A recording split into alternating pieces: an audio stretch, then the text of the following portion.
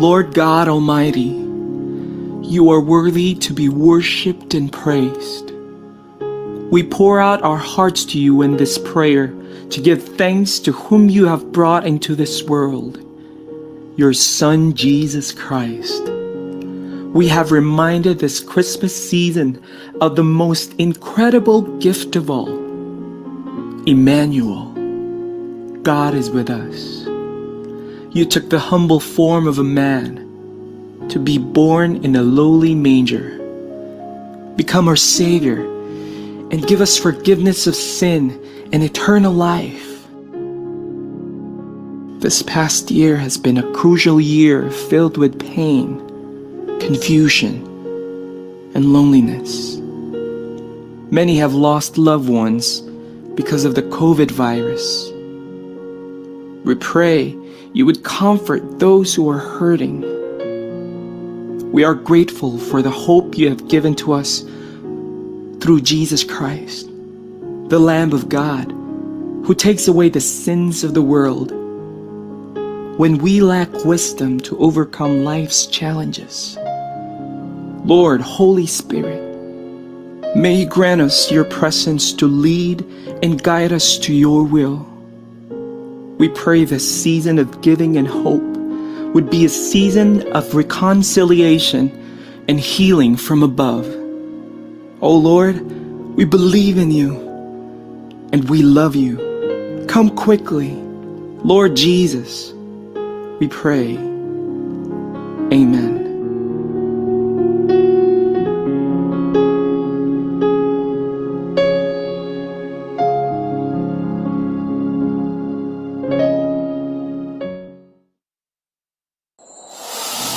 Walang kasing saya ang Paskong Pinoy. Dumaan man ang problema at pandemya, kayang-kayang lampasan. Basta't nagdadamayan at nagmamahalan. Ho, ho, ho!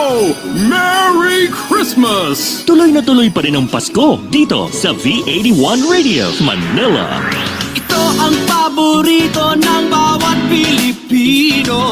Basta all hits, all Pinoy, panalo. Merong kwentong iyakan at tawanan. Kahit nasaan ka man, ito'y mapapakinggan.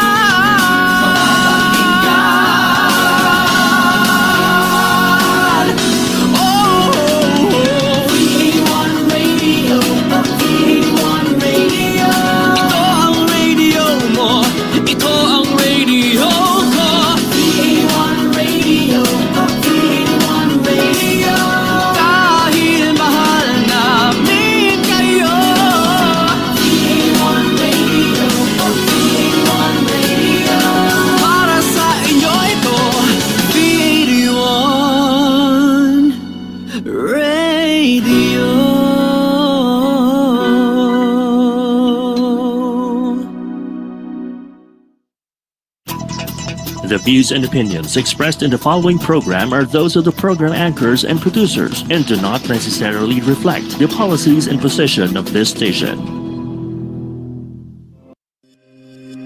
Discover the best-kept secrets in metaphysics, law of attraction, science, and spirituality, and listen to practical mystics from around the world. Let's open Pandora's box with Reverend Reg Stan, your metaphysical minister, here in Practical Magic, your practical mystic source, only here on V81 Radio, Manila.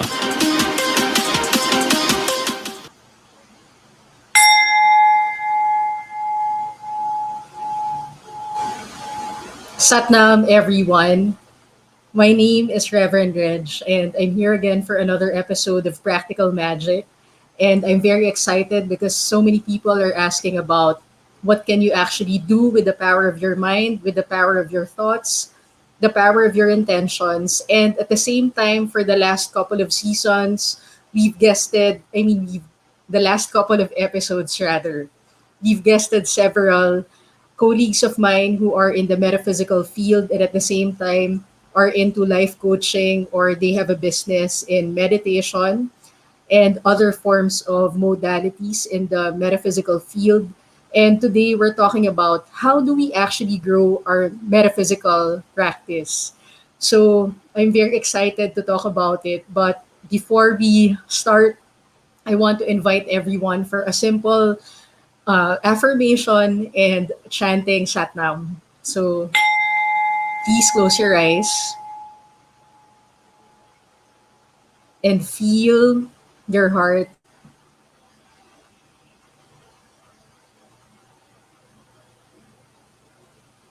All right. So sincerely feel this affirmation with me. My life is filled with magic and miracles. I am that I am. And rub both palms vigorously and use your right palm to touch the heart and chant with me Satnam. Satnam.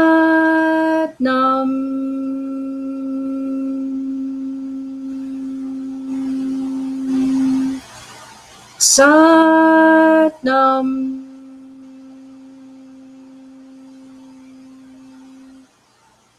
Satnam.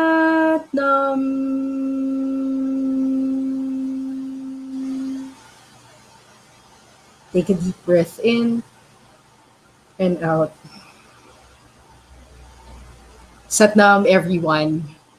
Today, I'm very excited because metaphysics is an expanding field here in the Philippines. There are so many modalities that are booming in the Philippines. People are growing interest in meditation, yoga, life coaching, and many other things that are related to this field. And I know I have a lot of friends as well who are already practitioners themselves. So, hello to everyone. And today I'm so excited because I have my colleague, Tina Brinkley Potts, who's an award winning author, business strategist, online marketing trainer, success coach, and certified key partner of coaches and consultants, experts, and actually even small business owners from over 70 countries watch and apply her training videos and her strategies so they can grow their business and their expert career status in their field. And her expertise include creating client attraction systems that integrate your desired lifestyle and personality to hone and market your storehouse of knowledge, education, and experience so you can chart your own unique path and create a dollar amount that you desire. Her accomplishments include being a mom of three, a grandmother of five, and she's also a 2018 Woman of the Year for Delaware. And she's also a Top Gun Consultant Award winner, 2018 Strategist of the Year, 2020 Rookie of the Year in Keep. And at the same time, she has helped more than 75 authors become number one bestsellers. So without further ado, let's welcome our guest, Tina Brinkley Potts. Satnam, Tina. Oh, thank you for having me. I'm so excited to have this episode because so many of our colleagues are actually asking what's the best systematic way to grow your business, especially now there are so many people who are growing interest in life coaching and energy healing. But before we go along, I was wondering what got you into metaphysics? An illness. So I was diagnosed with multiple sclerosis, and the journey through all of that, going to one of the best hospitals in the country, John Hopkins, and being told that I had an operable brain tumor. Like I had so many different diagnoses, and at that point in time, I just knew something had to be different. Like there was just no way that I was going to succumb to that disease. And I came across the book "You Can Heal Your Life" by Louise Hay, and I started applying the principles there. And since then, have slowly gone on a journey of discovering more and more ways to apply metaphysics in my life. That's fantastic. I'm so happy that you're actually freely sharing about your health condition because I know so many people are actually concerned about health right now. So thank you for trusting us enough about sharing that aspect of your life. And I'm very sure that a lot of people are listening and they can actually relate to this. And here in the Philippines, although there are some people who are interested about the book You Can Heal Your Life, there's still a big number of skeptics where they're not aware about the integration of the mind, body, spirit. So, can you please tell us more about your personal experience, about your journey of transforming that health limitation into your journey of overcoming it, and how that book actually helped you, transform your condition? Well, first and foremost, I want to say metaphysic universal principles work whether you believe them or not. So if you just take one small aspect of your life and you start applying it, you can see results within 24 hours of knowing, okay, wait a minute, something did change here. So for me, when I started consciously and deliberately applying my mind to different things, I could see that it worked. But the thing that I would tell someone who is skeptical, try it on something small that doesn't matter. Like, today, just say, I'm going to see an orange car. I'm going to see orange cars. I'm going to see orange cars. If you don't normally see orange cars and then all of a sudden you start seeing orange cars, then you will know that because I kept saying orange cars, orange cars, orange cars while you were watching this, that I started activating something in you, and now you're seeing a whole bunch of orange cars.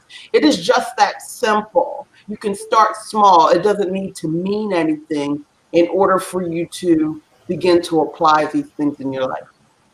Yeah, thank you so much, Tina, for sharing it. And I know for both of us, because we're both from the University of Metaphysics, Mhm. it's so easy for us to understand what it is. Mhm.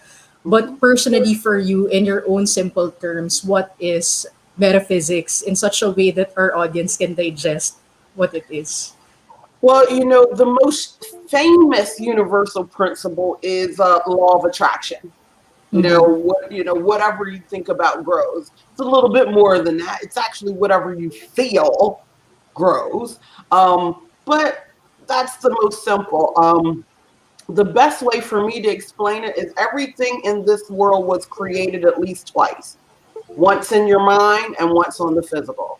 And so if you just think of it that way, that when you're thinking something in your mind, that is the seed. When you feel it, you're giving it gas, right? You're watering it. And then there will be the plant, which is the manifestation.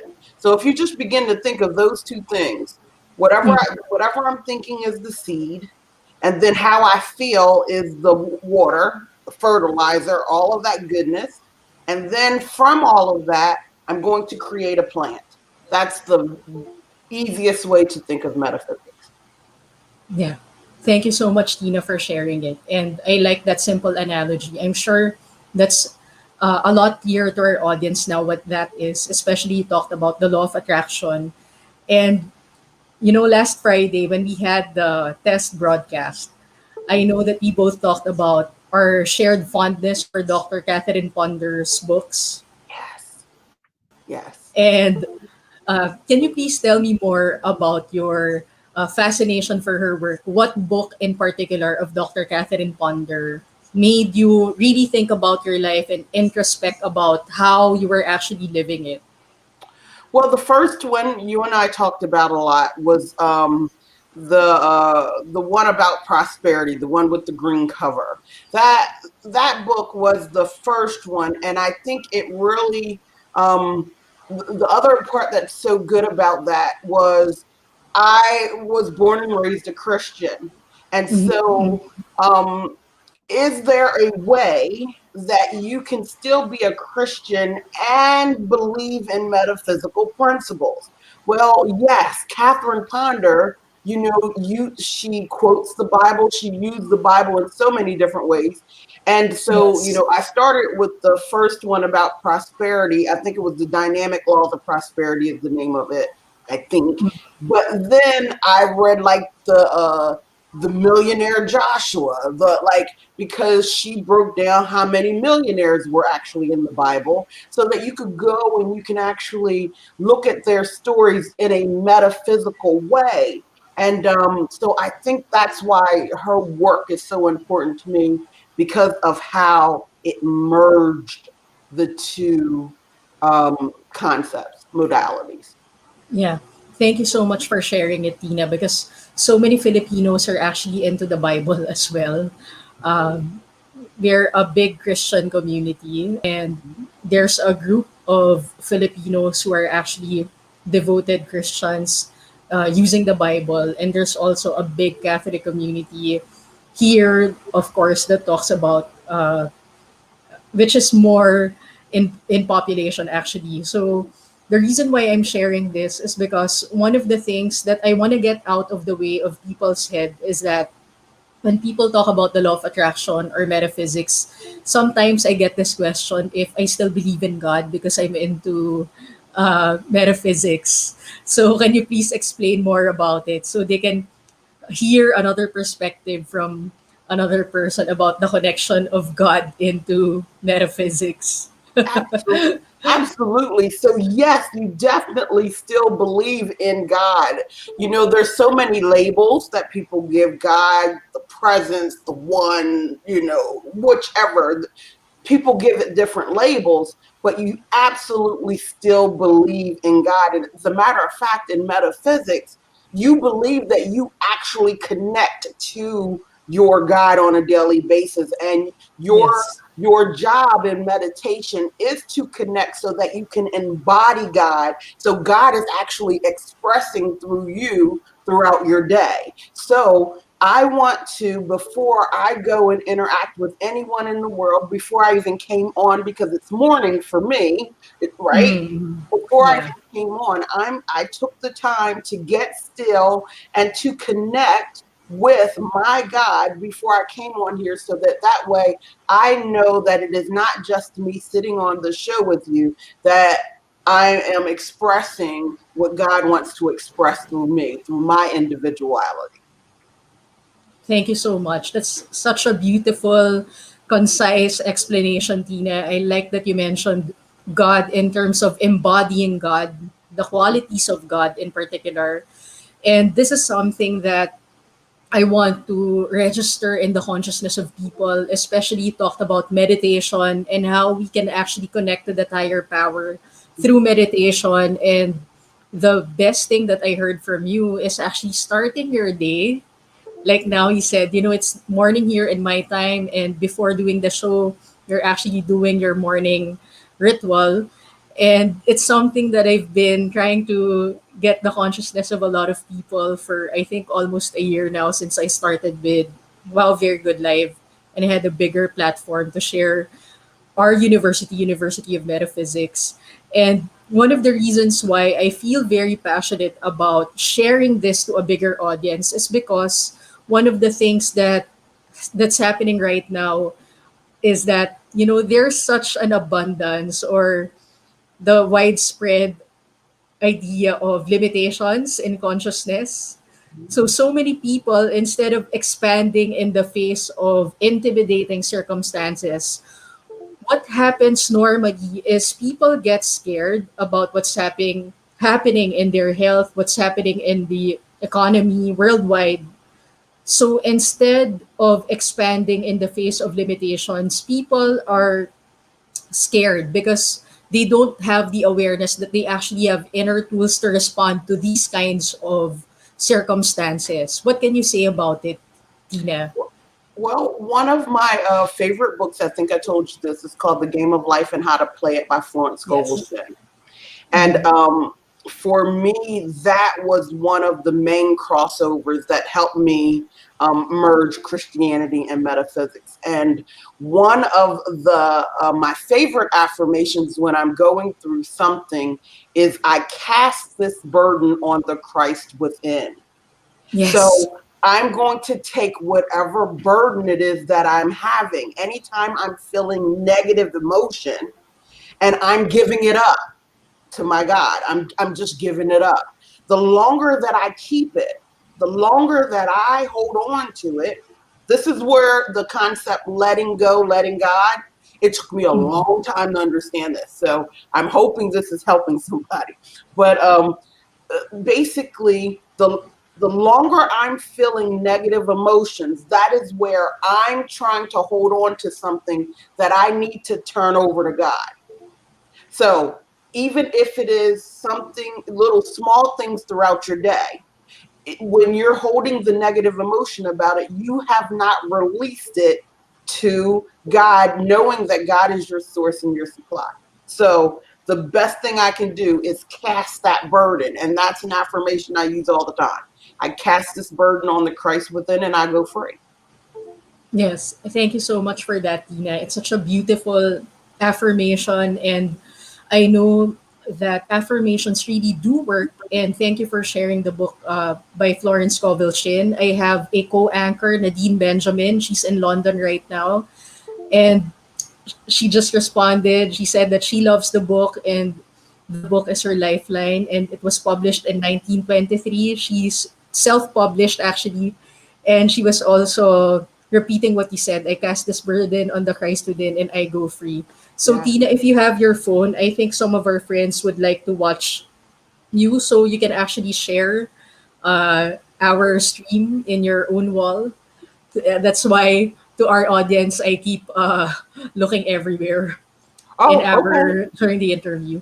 Yeah. So anyway, while I'm multitasking here, I love the mention of books, Dr. Catherine Ponder, Florence Scovel Shinn, because those are some of the books that we would like to share to our viewers. If you can look for them, we highly encourage you to read them. You're going to get a lot of benefit on how you're actually going to deal with different areas of your life and how you can actually be empowered in the face of limitations. Because I know with Tina's inspiring story about transforming her health condition to her health now and the level of her thriving business.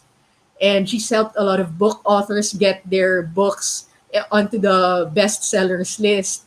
She has so much to share to all of us. So Nadine, if you have other questions, you can actually send them.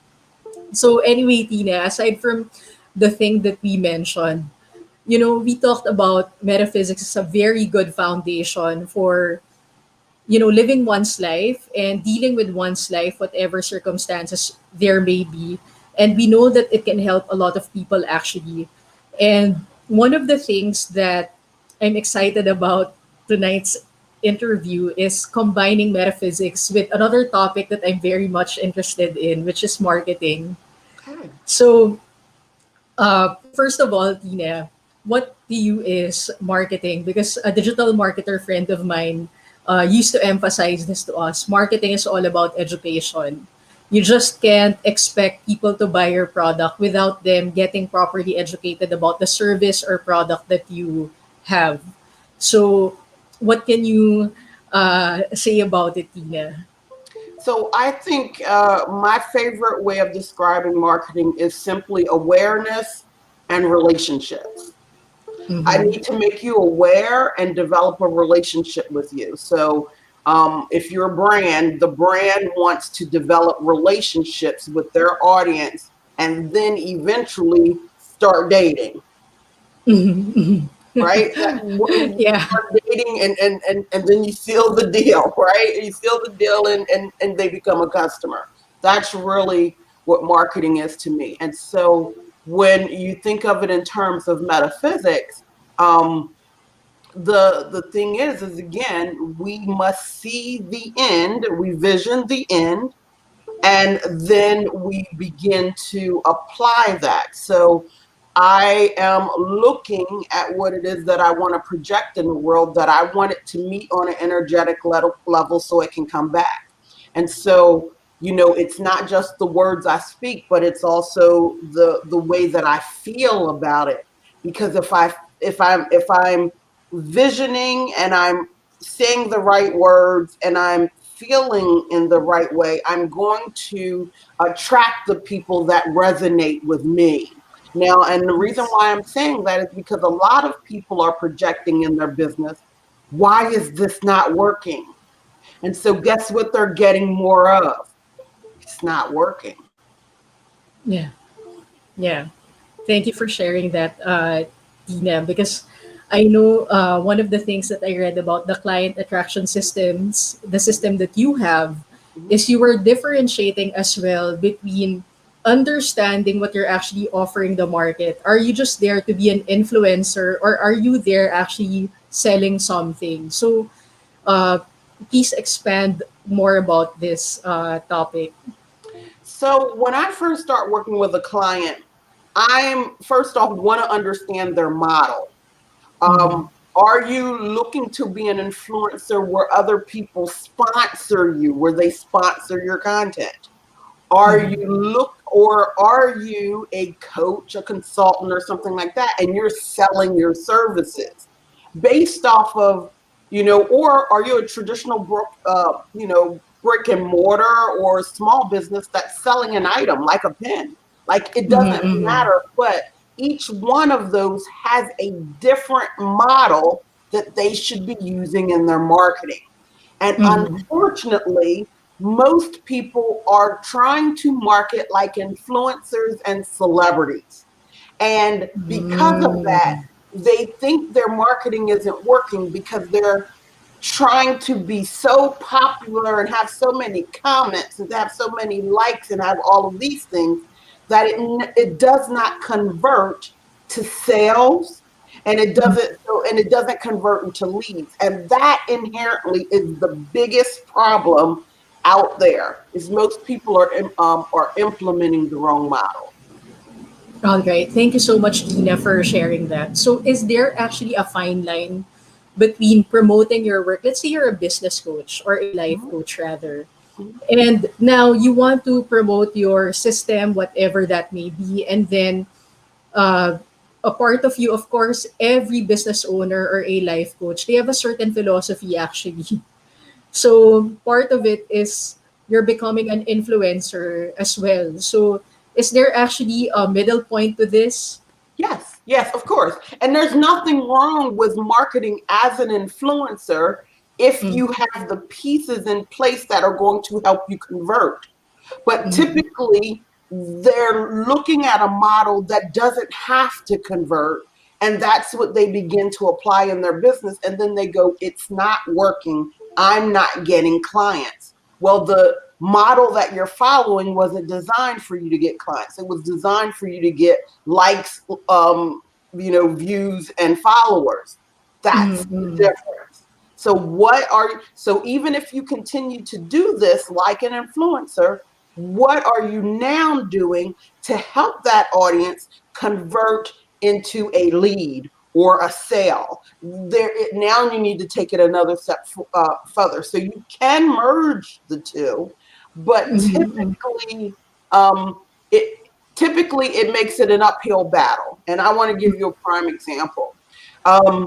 A few years ago, one of the best ways to get views was just to share cute babies, nice puppies, anything in your social media feed that was going to get a whole bunch of views, likes, or whatever. Okay. Now, let's say you did that and you're like, well, now I have all of these followers, but nobody's still buying.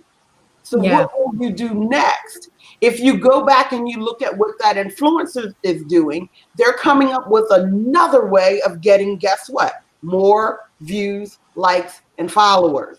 They're not looking for converting that person into a sale or into a lead. So that's the problem. That right there is the gap that a business owner wants to figure out. Thank you so much for sharing it. And we'll talk more about marketing, but for now, we'll pause for a short commercial. Awesome. We'll be back shortly. This is Practical Magic, your practical mystic source. Only here on V81 Radio, Manila.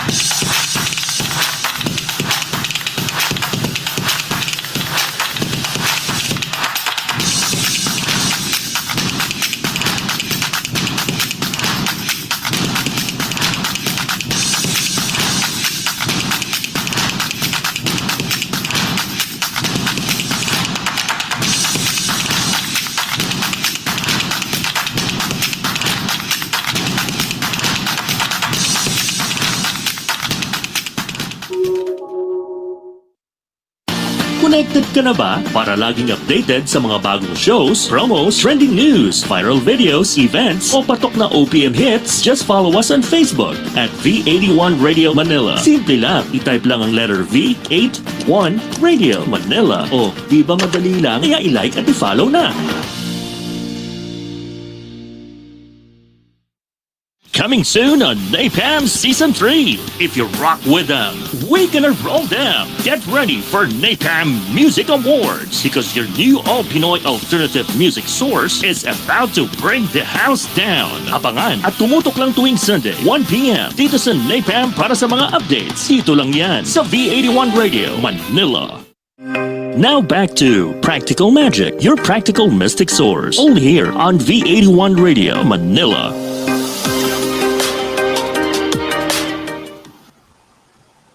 Satnam, everyone. My name is Reverend, and I'm your metaphysical host. And today we have Tina, our guest, who's also a metaphysical minister and also a CEO and founder of Client Attraction Systems. So we're talking about how do you actually grow your metaphysical practice. And we're talking about marketing right now and how important it is so that you can grow your business. So hi there, Tina. Hi.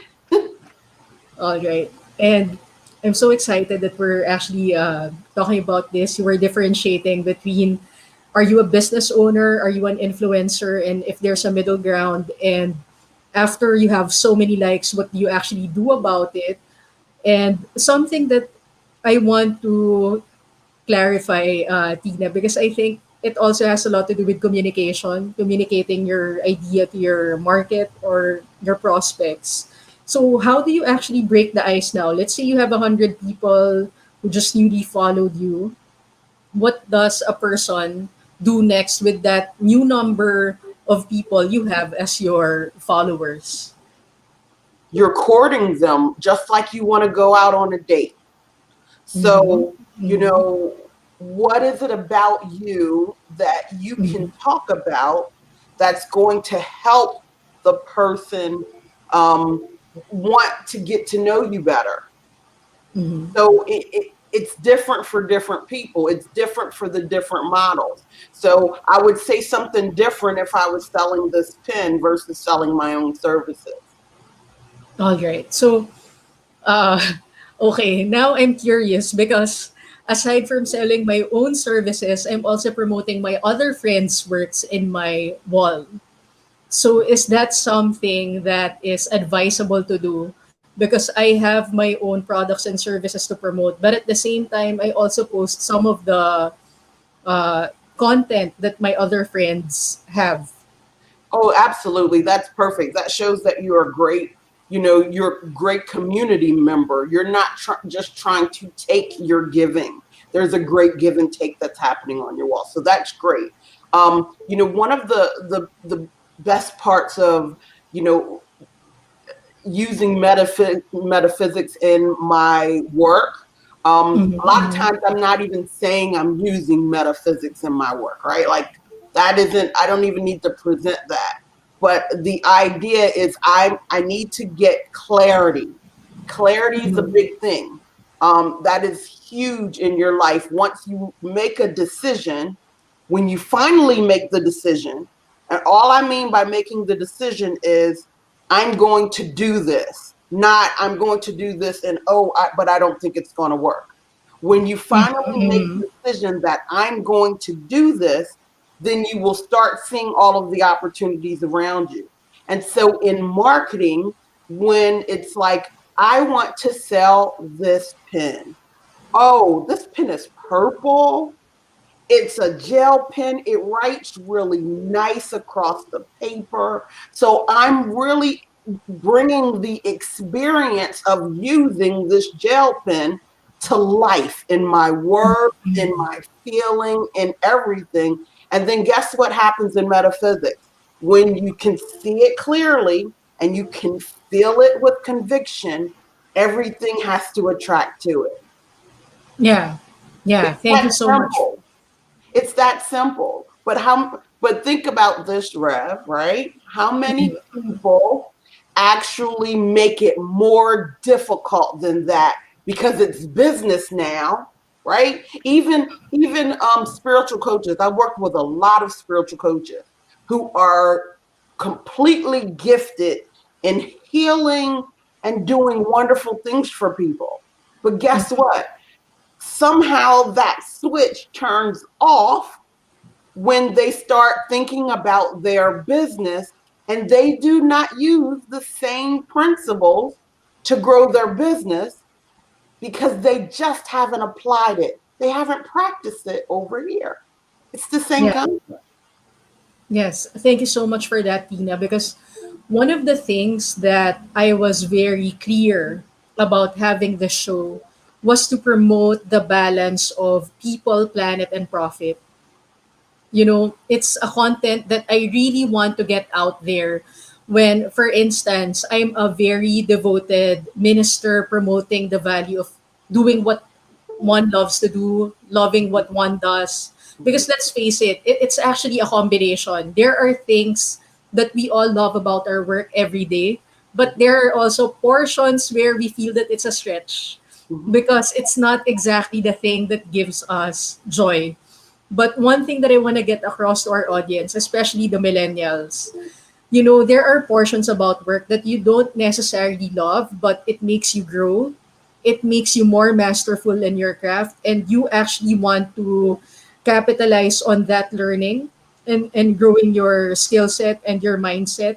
And you becoming the best at work, it also provides you the capacity to create more profit for yourself, become more self sufficient, and at the same time, the more self sufficient you are, whatever needs the community has, you have a very positive orientation about why you need to make money. Because when you have money, you can actually help the community. When you don't have the money, you're not even self empowered for some people. And at the same time, I get this question a lot, Tina, where people are trying to find the spiritual basis of money or the spiritual basis of having wealth. And because both you and I are readers of Dr. Catherine Ponder's books, I know that you share the same positive, healthy attitude towards money. And if there's something that you would like to share and add to that, please feel free to share. Well, one of the things, the first thing I want to say is that even with the little things that you don't love about your business, it's best to reframe it to the why you are doing it, the love of why you're doing it. And I just want to give this example. I am not going to wash the dishes in my kitchen until I want to do it, because I don't want to create that energetic disconnect. And so when I go to wash the dishes in my kitchen, I do it because I love having a clean kitchen. I might not love washing dishes, but I do it because I love having a clean kitchen. And so when I'm standing there for those few short moments, I am doing it out of love. I'm not doing something that I don't like to do. When you do, when you're working and you're not balancing your emotions, because remember, we talk about mind, body, spirit. We want all of them to be aligned. And you know, there is this misnomer of, you know, you're just pushing through, pushing through, pushing through. You don't push through. It's best for you to align first, make sure everything is in agreement, your mind, your body, and your spirit, before you go, and you would have better results. So if I'm going to market today, I want to be completely aligned with the marketing I'm going to send out. And it's going to have much better results, just because now I am a co-creative force with the God that wants to express through me. I'm not aligned if I am not doing it that way. And that's where most people are having the difficulty, is because we're doing so many things on the external and forgetting that the internal matters. Well, guess what? What is it? Whatever within, so without. So that is that is really where we would want to go with this. So, Yes. Thank you so much for sharing it, Tina. Especially, I love your analogy about the kitchen, where you may not necessarily love washing dishes, but you love a clean kitchen. So you end up doing it anyway. And actually, the reason why it resonates with me is because every time I'm thinking about, you know what, I'm not really excited to, for example, it's exercise, and I make a discipline of working out 3 times a week, whether or not I want to. But I tell myself, but if I do this, this is what I'm going to get. So I end up doing it anyway because I know that the importance of the harvest that I'm going to get out of it outweighs my excuse for not doing it, then I end up doing it anyway. And at the same time, I also love that you mentioned actually about being a mom and being a grandmom, because here in the Philippines we're very family oriented, and every working professional that I know here in the Philippines, we actually devote a portion of our income to our families. We really love to enjoy time with family. And it's something that I want to share with everyone because Nadine's watching right now. And one of the things that we talked about in her show is this, when you're a spiritual healer, spiritual life coach, then there's a part of you that actually wants to empower people, but sometimes at the cost of not allowing the money to flow through you because you're trying to understand the financial disposition of the person that you are accommodating at the moment. But just like Dr. Masters was saying and Dr. Catherine Ponder was saying, if there is a change that you want in your life, there has to be some form of daring. Because where we put our money is what we value actually. We put money for things and experiences that we value. And can you please explain more about it, Tina, in your own sure. So, experience? everything is spiritual. Everything. Us having this conversation, money, Yeah. the work we do, everything is spiritual. And your relationship with it, how you feel about it, is Yes. is really, again, because again there is the alignment. My thoughts, my deeds, if I'm going to, if I'm going to use like biblical principles, my thoughts, deeds, and actions must line up. Yeah. So let's say that my thought is that money is the root of all evil. If Yes. that is my thought, then how are my deeds and my actions going to really attract the abundance, the money abundance? Let's just stick on that type of abundance. How are my deeds and actions going to attract the money that I want if I believe money is the root of all evil? So I must Yes. dissect that thought and get to a better place with money Yeah. before I really can attract it in my life. And I think one of the things that you were saying is perfect. Like just sitting back with a piece of paper every day and asking yourself just just asking a question. Why is it okay for me to have money in my life? And then write those answers. It's okay for me to have money in my life because it helps me support my family. It's okay for me to have money in my life because I am helping my community. It is okay for me to have money in my life because I'm worthy. It is okay for me to have money in my life because when I came into this world, I was financed by God. And somehow I got Yeah. that. It's okay for me to have money in my life because I will do God's work with the money that I get. It's okay for me to have money in my life. So notice I keep repeating the question and then answering it. And I do that on a full piece of paper every day until I know. I don't even want to say you should stop, but like once, if you're just looking in personal development ways, they say it takes 21 days to create a habit, right? So can you imagine if you did this process for 21 days, how different your relationship would be with money? As well as if you started a meditation practice and you actually were connecting with your source before you did this. This is now the prayer that you're saying to your God. You're saying, I'm okay with this thing you want to bless me with. I'm no longer fighting you, thinking that it is the root of all evil. I now believe and understand that it's okay for me to have money because of the good works I'm going to do with it. Yes, and Tina, I want to focus on two things that you mentioned. It's okay to have money in my life because I am worthy, and it's okay to have money in my life because I am financed by God when I was born here. And the reason why I want us to begin our discussion about money and why it's good to have money with those two things is because I know what a person does not fully experience for himself or herself. You will never develop the compassion for other people who have money as well because you haven't felt the importance of it for yourself.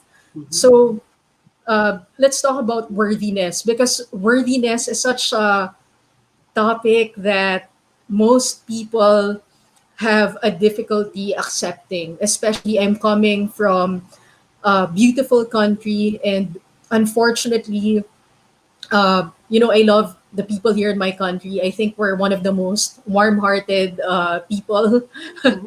But because of the feeling of limitation and so many times in our we were conquered by many different people, groups of people over the centuries. So now our feeling of worthiness is so difficult for our collective consciousness to accept. But I know it's so important because Filipinos are one of the most hardworking people in the world. The number of hours Filipinos devote to at work, and at the same time, how much we extend ourselves into learning and growing ourselves in an industry is actually phenomenal. But I know no matter how dedicated you are in the thing that you're doing, but if you don't feel worthy, then you're actually going to work against yourself. And unfortunately, you end up becoming resentful because you feel that you're exerting yourself so much and then you're getting paid so little. But the truth is it was actually your consciousness of not realizing that you're worthy that's creating the lack for you. So I hope, Tina, you clarify briefly to our audience how a consciousness of lack is unconsciously created so that a person can dispel that feeling unworthy and transform that feeling of unworthiness into something that feels good, that feels oneness with God, that feels oneness with Source. Absolutely. So, first and foremost, what I would want to say is let's explore just a simple concept. You talked about being your people being conquered, right? Or Yeah. that if you think about all of the invasions of your people, Yeah. the people who came in to control Mm-hmm. enforced beliefs Yes. that are still working in the background. Okay. Yes. It takes less than a generation to create a belief in a people that you will carry forward with you and not know that it is not of your God to carry that belief. Now, when you come into the world, when you're born, you are already financed by God. Then you take on the belief systems of your environment. Okay.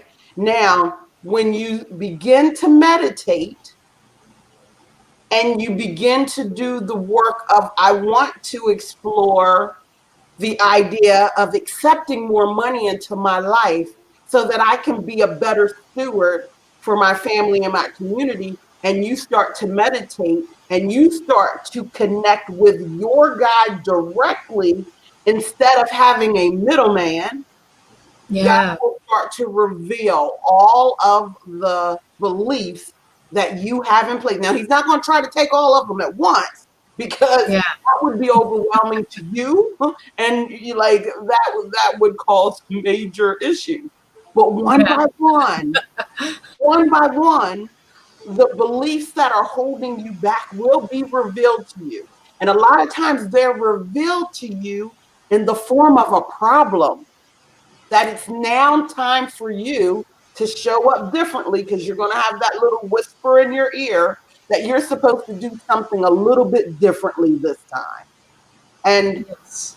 as you keep connecting, keep meditating, you will get another version. And all of a sudden, and it does not take a long period of time. Like within 30 days, you could have a whole different and complete life just by the two things that we talked about in the show today, meditation and having some kind of a journaling practice where you're journaling to your source. Like, for instance, God is the COO, the chief operating officer of my business. Like Yeah. the all the Yeah. principles, all like it's like everything is just so wrapped. God is just wrapped in, through, around. And I know that if I'm having a challenge or a problem, and it does not mean because I say God is in my business that I don't have any challenges or problems. What that means is I know that God is present with me during those challenges and problems. And that challenge or problem is there for me to discover the blessing of the other side, because I've been calling for something in my life, but I have a belief that is keeping me from that thing I'm calling in my life. So it will help you have a different relationship with the problems of your life, because you know that your problems are just your blessings that are waiting to be revealed. Thank you so much, Tina. That's such a beautiful thing that you just shared. The problems are just, the blessings in your life that are waiting to be revealed. And I particularly agree with you that God's not going to take everything away from all the beliefs that are actually holding you back, because, it's also going to cause some issues. So I want to share this with you and our audience. One time, my friend and I were in the Spanish restaurant, and I used to blog for food. So I'd eat a lot and then do food reviews. And my friend and I were doing research together. So I think it lasted for about 8 months or almost a year. I'm not familiar. And one of the things that we keep asking each other, so why do you think we're doing all this breaking through our beliefs type of healing? And yet, the master demonstration that we actually want to demonstrate is not actually coming to pass yet. And just like what you mentioned, that God's not going to take everything away that's blocking you. I shared to my friend, you know what? It's like this buffet table where we are close to right now. We're sitting by this buffet table, and I told her, as much as we both want to eat everything, we simply cannot go eat everything in this buffet table. Not because we're not allowed to, because we're actually, paying for this. But the thing is, you just can't actually absorb everything. It's still going to take time. There's some form of order that's actually needed in the situation.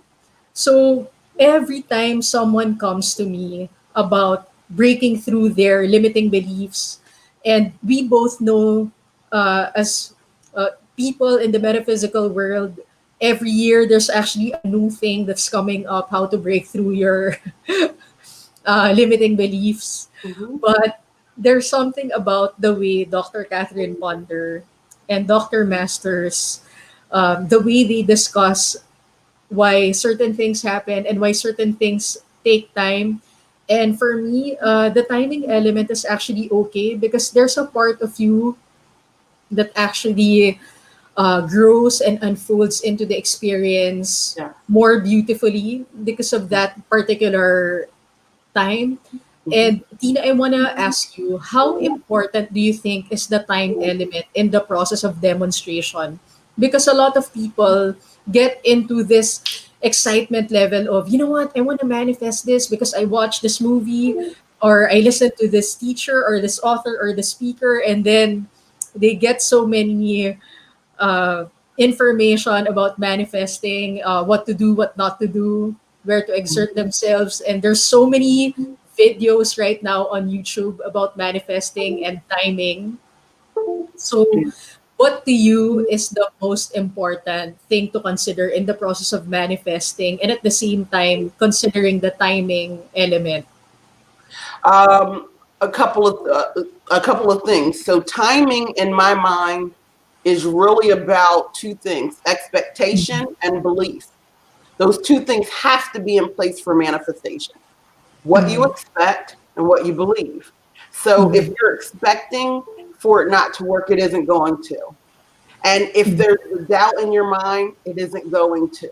And so expectation and belief is always going to be manifestation. And so Dr. Masters, and I think you and I had this conversation before, in one of the very first modules, he literally says that there are a whole lot of people out here who have the book knowledge per se. They are walking encyclopedias when it comes to the law of attraction and manifesting in whatever version. But that isn't what I want it to be. I want it to prove God. I want it to demonstrate. And I can prove God every day, every single day. Why?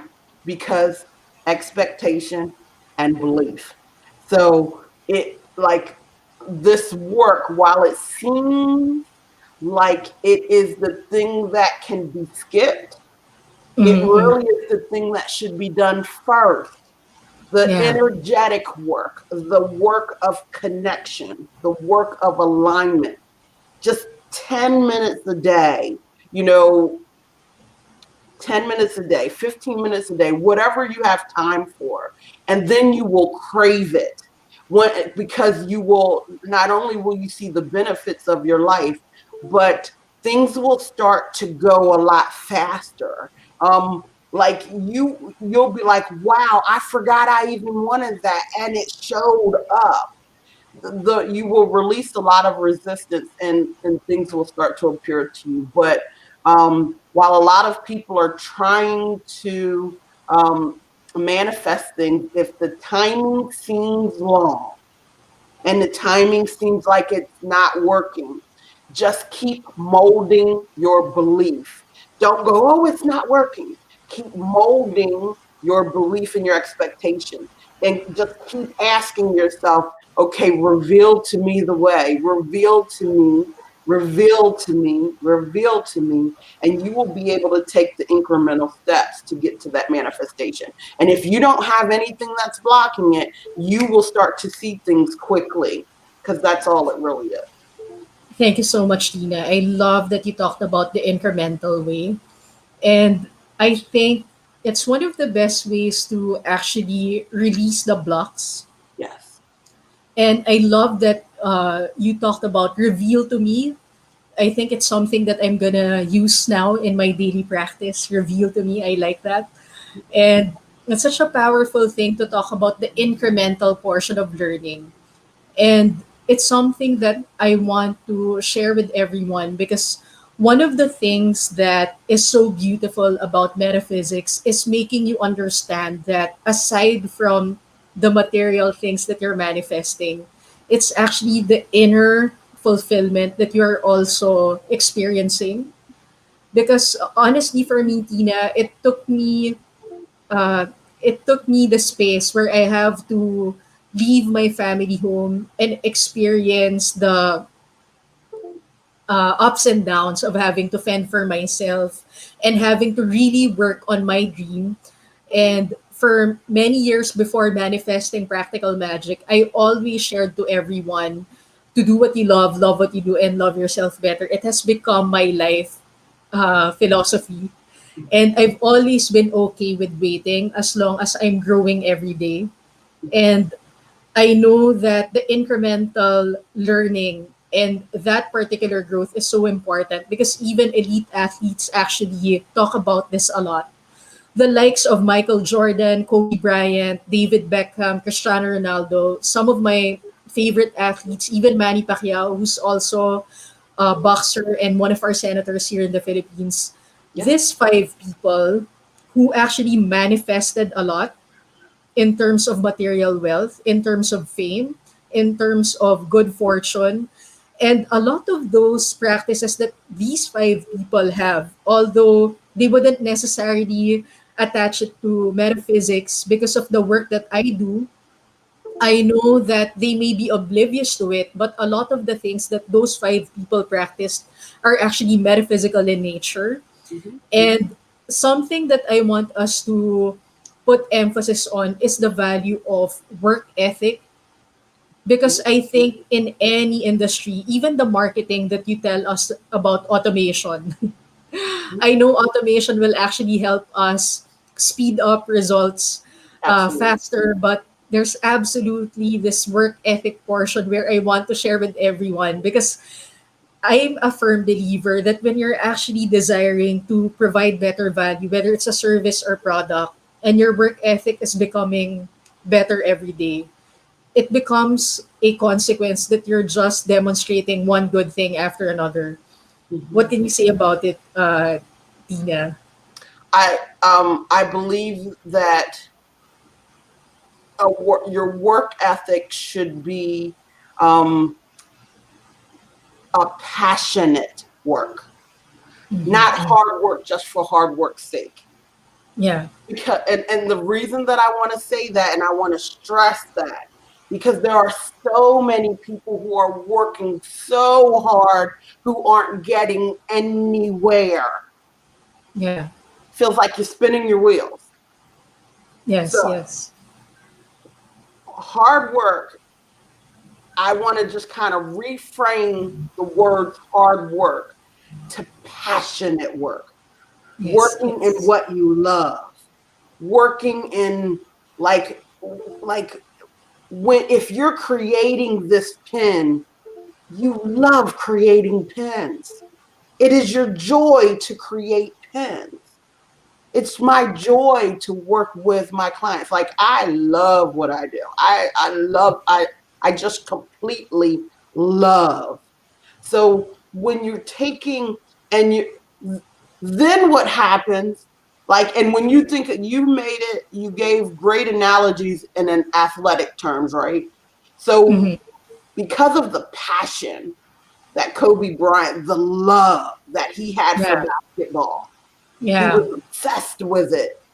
Like he loved the pain he was in if he was Yes. in pain after the game. Why? Yeah. Because he wanted to master that sport. Yes. He had a love relationship with that sport. Yes. He wasn't working hard just to work hard. Now I know that that's what a lot of people say. They say the hard work, but it's the relationship to that work. It's there is a difference between being in the zone and working because you feel like you just got to keep pushing and pushing and pushing. One doesn't have the same results as the other. And I want to give an example. Let's say you're riding a bicycle and you're riding that bike up the hill. And as you're pedaling and you're going up the hill, like it starts to get hard, right? Now, Mhm. once you hit the top of the hill to the climax and you start going down, if you keep pedaling, your feet are going to start going so darn fast, but it's Mhm. not really helping you go any faster now because the momentum has taken over. Yes. This is one of the best ways of describing the relationship of work and how the law of attraction works because the law of attraction is nothing but momentum. And Yes. if you stay and you are working in the zone and you're pedaling up that hill, there will come that climax where you will be able to soar and ride off of the momentum. And that is something that every great athlete knows and understands. And when a athlete is in the zone, I just want to finish with this concept too. When an athlete is in the zone, that is when they are the closest to God, because they are co-creating and God is fully expressing through them. They have released the outside world, right? They've Yeah. released everything that we told them they could not do, and they believed the vision that God gave them, and they stuck to it, and they only focused on that vision, and now they're at full expression. That's what being in the zone is. That is so beautiful. They focused on it, on the vision, and then they became the full expression. I love it, Tina. Thank you for sharing that. And we have a couple of comments here. Sheila, our colleague, is watching, and also Nadine Benjamin, who's soprano and at the same time the anchor for Safe at Home Live in London. And Sheila is here saying hi. I agree with using clarity when we were talking about clarity earlier. And yes, metaphysically, you will be drawn to the right people, talking about love and passion and being a co creative force of the universal oneness. And she had to go. And Nadine is back and she was sharing, I love it, love relationship with work and being in the zone, law of attraction, nothing but momentum. Yes, vision being in full expression. See, Nadine and I actually resonate with that philosophy. And, you know, it's so amazing. It's so important that we wake up every day because we're doing what we love to do and we feel we're on a mission with the thing that we're actually doing. I think when you're in that space on a daily basis, you know, what Tina said, you become the full expression of that vision, whatever that is. And thank you for sharing that, Tina. It's so beautiful to hear. And we'll pause for a short commercial, and we'll be back. We'll be back shortly. This is Practical Magic, your practical mystic source. Only here on V81 Radio, Manila.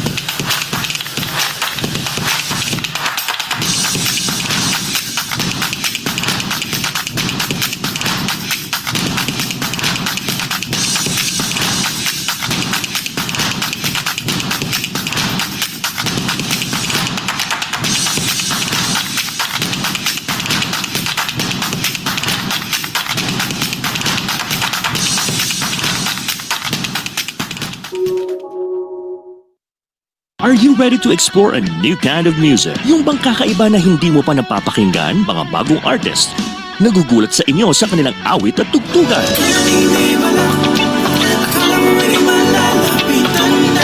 Discover them, hear them in Napalm Hour. Ang Napalm ay ang new all-Pinoy alternative music source na para sa kakaibang musika. Alternative artists and bands all the time. Catch them at Napalm Hour. Mondays through Fridays, 12 noon to 1 p.m. and 8 to 9 p.m. Streaming live on V81 Radio mobile app. Kaya i-download mo na for free. Now na! Now back to Practical Magic, your practical mystic source. Only here on V81 Radio, Manila.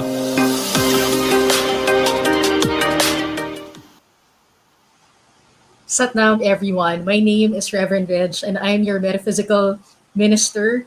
And I'm here now with Tina Potts, and she's actually a colleague of mine in metaphysics. And at the same time, she's also the CEO and founder of Client Attraction Systems. Because let's face it, we all want to put more profit and more passion into whatever it is that we're doing, and we want to be able to give back to our communities with our profit. So back to you, Tina. Hey, I saw a question down in the Yeah, chat that I'd love to answer. yeah, and actually, I was about to say it, to mention it, actually. So the question is from Nadine Benjamin, and she's asking about what about the use of passion as passion means struggle in its origination. Okay, I think this is such an important question because one of the things that I find is the use of these labels causes misinterpretation. For instance, Mhm. there are some great bodies of work that I really love that have given me great understanding. One of those books is Power versus Force by Dr. David Hawkins, and another of them is Abraham Hicks. Both of them Mhm. have what is, let's say, the scale of consciousness. Dr. David Hawkins, his is called the scale of consciousness. Abraham Hicks' version is called the emotional scale. And so if you look at those scales, both of them have the word desire, but they have that word desire in different places because technically Mhm. each one of them have a different meaning to the word desire. And so that's why I love Nadine's question so much, because her version of what passion is isn't the version that I'm using. So the Context. huh? Yeah. There's a So different context. it's a different context. So the version of passion that I utilize, and it is where if I were to talk about my life in an energy signature, it's where I want to dwell. I want to live Mhm. most of my life in passion. For me to think I'm going to live my life completely in unconditional love, I know that that isn't possible for me, and this is only for me, simply because I like to investigate. I'm very inquisitive. And because of that, you have to come back to the lower levels of energy in order to be able to begin the question and build the contrast. But then I can go back up into passion and literally express. Passion for me means I am fully vested in what it is that I want to express in that moment. I'm not holding back any of my emotions, my thought patterns. I am fully aligned with the thing that I want to express. That's what passion means to me. Now, again, words, the labels. We had a great conversation the other day. Mhm. In our group about using the word reverend and Mhm. that label, right? Some people are having a hard time embracing the title reverend simply because of past belief systems of Yeah. what a reverend meant to them, and now using the title. So sometimes the labels can confuse the message. So Nadine, that was like the best question ever. Thank you, Nadine. And I also love what she said. Right now, she said, I just love looking up the original meaning of words, just like money used to be called talent. Yes, I agree with that. Thank you for that, Nadine. And at the same time, about the Reverend thing, here's an interesting story because in the beginning of my first show in the Philippines, uh, the publicist and I were talking about it, and we were deliberating whether or not to use the title Reverend or just go with Coach Reg because I'm also a life coach, if it would be better sounding than Reverend.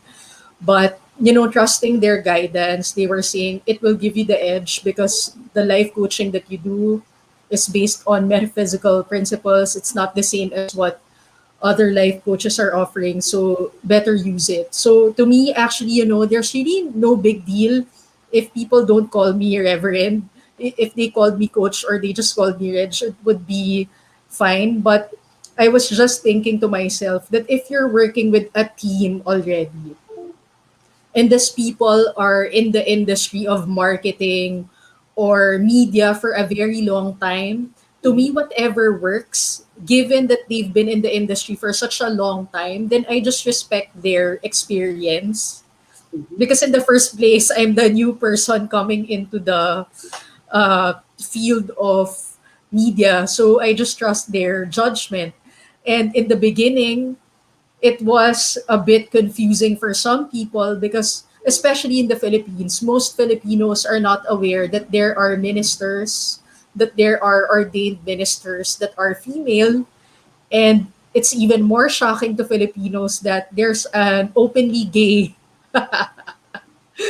minister. But, I was always thinking to myself when I was growing up, it was so important for me to look up to someone who will help me understand my spirituality. And I didn't have that model growing up. So to me, it's just a simple thing that I also want to help out in the LGBTQ consciousness here in my country and transcend our limiting beliefs, especially about our understanding of oneness with God. And that is why, Tina, in the beginning, I really like what you mentioned. I cast the burden upon the Christ within, Mm-hmm. because the moment you decide to go out there, social media, for example, and you put in some information that are shocking for most people, you have to be ready. And thank you for the clarification, Tina, because Nadine and I talked about this in her show. Especially one of the things that we talked about from the perspective of marketing. Some people have a difficulty marketing themselves as a life coach or a spiritual leader because of their LGBTQ issue. Given your years of experience as someone working for advertising and marketing, what is your advice for people who are not yet out and they want to promote their service? Well, the first thing I want to do is tell them to stop punishing themselves now. It's been a long time. People have already punished you. You do not have to continue to punish yourself. And so when you begin to accept yourself first, like, let it be okay. Reg, you know that one of the things that I have coming out on Christmas Day is a summit that is, the title of it is Not Your Grandmother's Religion. And Yes. exactly what you just said is the whole the whole theme of it, because there are some things that were put into religion to control. And now there needs to be a reconciliation. We are supposed to love unconditionally, and somehow, some way, the beauty of where we are now is we're discovering that there was so much language in religions to oppress women, to oppress different sexual preferences, to oppress people of color, to oppress in so many different ways. And they did these things in the name of God. And Yes. because they were done in the name of God, people held them as truths. And because there are so many more of us now that are saying, you don't need to be the gateway for me to get to my God. I can connect directly to my God and know what is true and what isn't. Now, so many people have begun to release that. That's why you see so many movements right now. You see, when you look at and please, again, if I mess up all of the letters, it's just because I don't know what they're supposed to be now, because I think they've gotten longer. But in the LGBT community, right? Like, Yeah. we just saw where the Pope came out and actually made a different declaration. Look how long it's taken. Yeah, my God. We need reconciliation. I don't care what your sexual preference is. You deserve to be loved the way God meant for you to be loved. And that you were not meant. Thank you, Nadine. Like I said, I'm going to mess the letters up, but please do not charge it to my heart because I just had the letters wrong. But like, we all deserve to be loved for whatever reason. And there are people in the world who are trying to hold on to that old thought pattern because they need to feel above you in order to feel good about themselves. But we're exposing that darkness, and it is now coming into the light. And we are now going to a different place. So for me, I know that was a long answer to what you were asking me, but to me, it is about embracing who you are and deciding your version is enough. So even as we were having the Reverend conversation, if Reverend does not resonate with you as a title, then don't use it. Use the title that works for you, that makes your heart sing. I want you to go out and know that the gifts that you have are such a blessing and such a gift from God that He wants to express through you, that nobody can keep you quiet.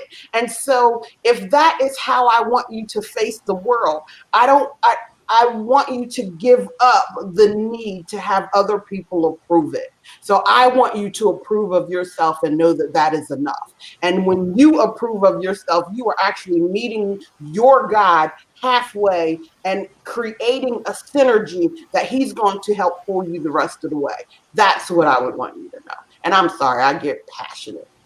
Thank you so much, Tina. It's such a beautiful, beautiful answer. And, honestly, it's so funny because Nadine and I talked about this. We have a lot of straight friends who they remind us, but it was never an issue to me to find out that you're gay.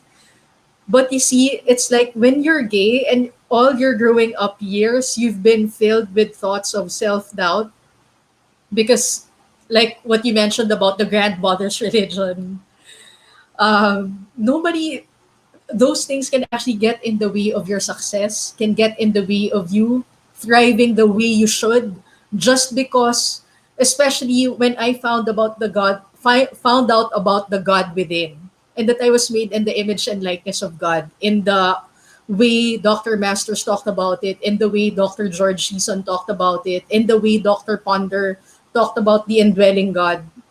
So, those things might be simple terms for other people, but for me, growing up with so much to deal with in terms of self doubt, it actually means a lot. So, thank you, Tina, for being generous with your answer. It means so much. It really opens up something in my heart. And I know that Nadine also had a great feedback. She said it was a great answer. And Satnam, folks, I know we still want to have Tina. Unfortunately, we don't have enough time anymore. So, Tina, thank you so much. You got me all excited, even Nadine, and also our colleague Sheila was also very excited. And for other questions that you have for Tina, you can actually send her a direct message or put a comment so that we can keep track of your questions and we can learn from it. So, is there anything that you want to? Wherever this show ends up, if you write questions, I will come back and keep checking periodically and answer anything that I can. Wow, awesome, awesome. And Nadine says thank you, Tina. And anyway, for now, I also want to give you the chance to talk about your client attraction systems. I'm very interested. And go ahead, please share it to all of us. Awesome. So I help people build their business, and I help you build it in a way where you are not working too hard. You're working passionately and you're working smartly and allowing technology to help you do the rest. One of the things I let my clients know is that for every hour of automation that I put in, I get between 1,000 to 10,000 hours back. And so I love helping my clients build an automated business, a business that is going to grow. My automation within month 3 technically takes over any efforts that you probably can do. And we've helped a lot of people 10x their business. Wow. If you're not ready for this yet, then, you know, I have a book on Amazon that's called Ka-Ching, How to Add a Digit to Your Income. Go get that book and start there. You will see me talk about the monies in the follow-up. Most people don't follow up enough. There's only 3% of people who are impulse buyers. So that means that even if you're just looking at what your audience says, if you have 100 people following you, only 3 are impulse buyers. So that means you are not really building a relationship or really appealing to the other 97% because you're only ever trying to push the sale. If you learn to build the relationship and have a more long-term gain, within 90 days, you will start to see that your long-term efforts are going to overtake everything that you're doing in the impulse. And you will begin to watch your business start to explode because you are actually coming at it from a different place. You're coming at it, number one, from a holistic place of I am supported and I am supported. And since I'm supported, I can serve and build relationships and have these deep conversations that is going to turn into sales at some point in time. Because when you give, God's got to give back. You can't outgive God. Yeah. Thank you so much, Tina. I love that wonderful message from you. I'm a total believer of it. And a lot of people have good things to say about your work, actually. From one of your clients in Georgia, she was saying, Tina helped me take my business from 6 to 7 figures. If you want technology to connect all the dots, especially software like ClickFunnels and Infusionsoft, contact Tina Brinkley Potts. The girl is hot. And from Noreen Sumter in New York, when I met Tina at a speaking engagement, she talked about most business owners living a life of quiet desperation. I knew I had to work with her. So awesome, awesome, Tina. I'm pretty excited myself. And let's go to the next slide, please. Also, I want to thank Unity Philippine Spiritual Center, Benedictine International School. They helped me with the first few episodes of the show, and it's really awesome. So check out their websites as well. Of course, our university. I know, Tina, you have things that you want to share about our university system. Please go ahead and share. Well, the thing that I want to share is, for me, Dr. Masters, who I didn't get to meet in person, but his work is profound. It had me from the very first, like I said, very first module, because he does not want you. One of my favorite sayings in the world, and you'll hear it in a lot of my videos, I will say, libraries don't make money. Being a repository of information isn't going to necessarily convert for money. And that is what has been taught, is that if we keep feeding the intellect, that the intellect somehow is going to convert to, a successful career, to abundance. But Dr. Masters, in his very first module, said, he said that there are too many people who are walking encyclopedias but haven't been able to prove or demonstrate. And he wants you to demonstrate. And so for me, that right there was what hooked me to his work. And I will forever be a champion of his work simply for that. Because I do know a lot of people who are walking encyclopedias, but they haven't put it into practice. And it doesn't mean that they're wrong, because I'm sure one day they will get it because we all are learning and getting better in some way. But man, when you put this into practice and you really begin to have the discipline of disciplining your mind and co-creating and literally putting God first in this way, where you're bringing God into everything you do, and you start with connecting to your source first, it is just such a different life. Thank you so much for that, Tina. Such a powerful thing.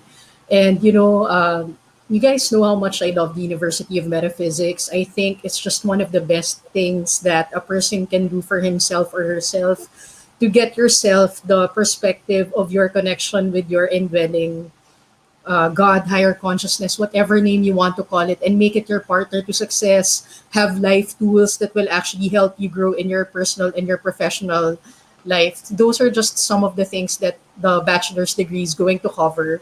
Please move to the next slide. And there's also a scholarship program that's very affordable.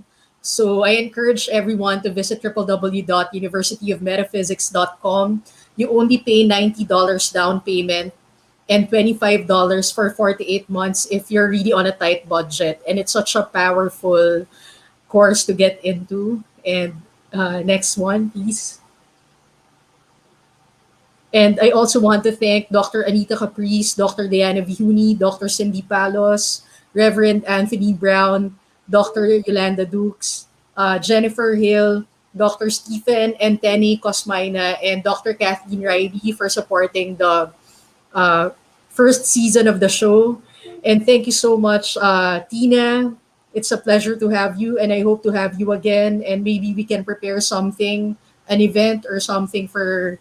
I want to be included, of course. We all want to know more about marketing and how it can actually advance our business or spiritual practice. I want to thank my co-producer, Sir Charlie, Sir Rolly, and also our staff, Abby and Ralph. Thank you so much. Thank you so much to our viewers. And remember, you're all the magic that you've been waiting for. So make the most out of this week and see you all next week. And before we end the show, I just want to invite everyone for a simple prayer of protection. So let's close our eyes. Take a deep breath in and out.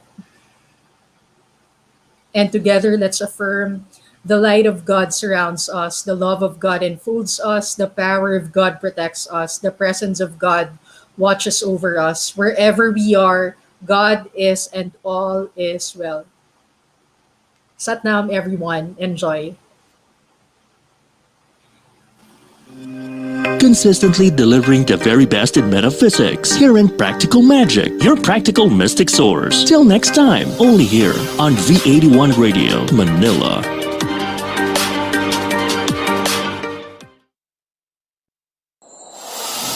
Walang kasing saya ang Paskong Pinoy. Dumaan man ang problema at pandemya, kayang-kayang lampasan basta't nagdadamayan at nagmamahalan. Ho, ho, ho!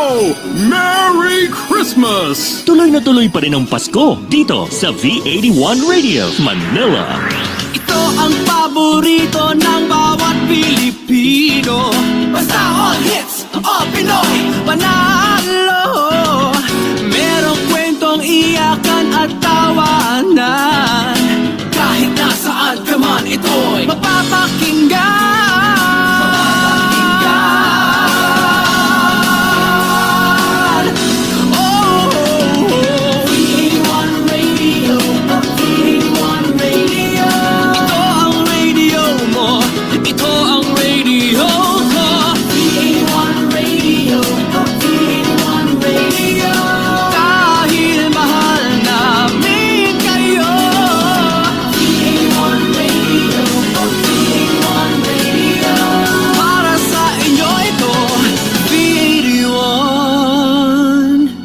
Radio.